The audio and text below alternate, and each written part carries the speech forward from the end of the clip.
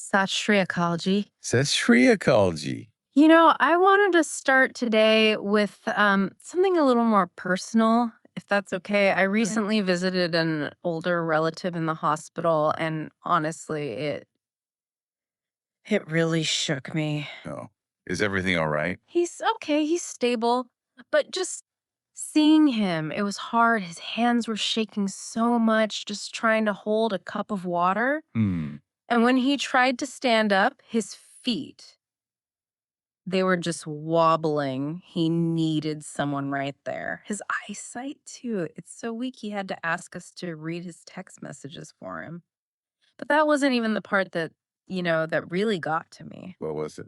It was his regret. The room got quiet for a minute, and he just looked over and said, I spent my whole life running after work and status. He said, I thought I would focus on inner peace later. And then he just added, but later came too fast. Wow.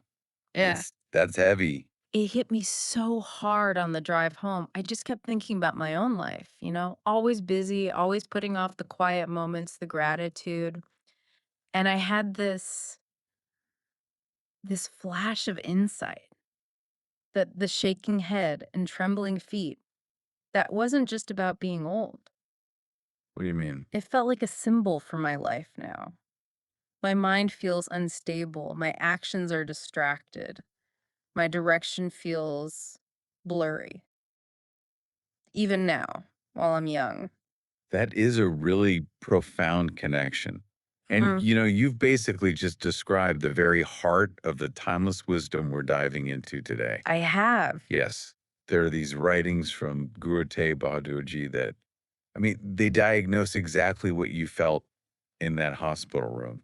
It's almost uncanny how perfect it is. Okay, I need to hear this. What does it say?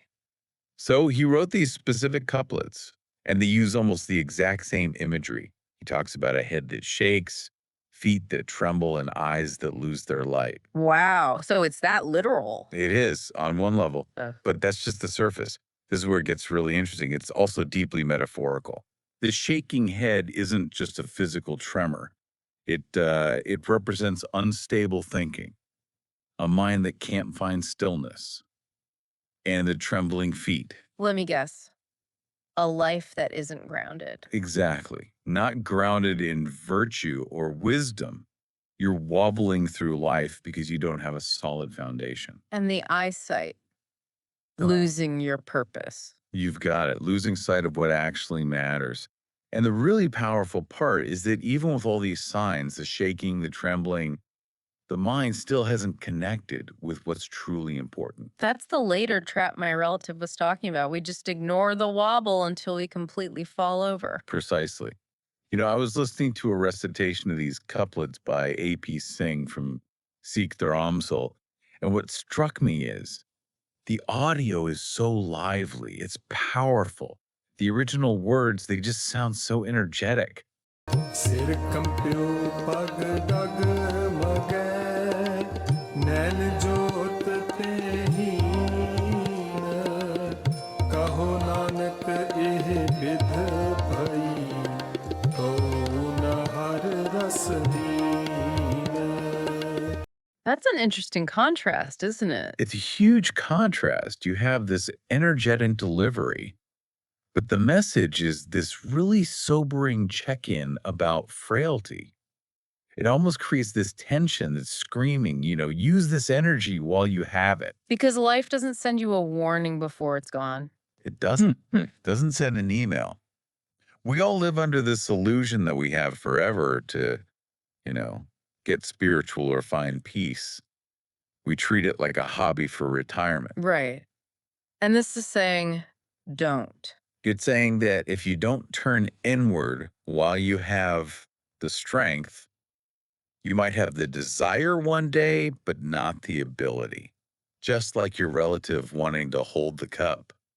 That's a terrifying thought. To want to focus, but your mind is just too weak to hold the thought. It is. So what's the move then? Because I don't want this to just be a source of anxiety. How do we apply this now, whether we're 20 or 50 or... The application is actually very practical. It's about stopping the delay. You don't need to go live in a cave. It's about integrating small moments of remembrance right now. Like what? What are some examples? It could be something as simple as a few quiet minutes in the morning before you even touch your phone, or just a deliberate pause before you react in anger, a moment of real gratitude before you fall asleep. Small anchors. Small anchors, exactly. They keep the metaphorical head from shaking. They keep the feet steady long before the body ever starts to feel it. So you're building the muscle now so it's strong when you really need it later. That's the perfect way to put it. The whole lesson is just recognize that later isn't guaranteed. Connect with that deeper truth now. Don't wait until the light starts to fade before you look for what matters. Yeah, that gives me a lot to think about.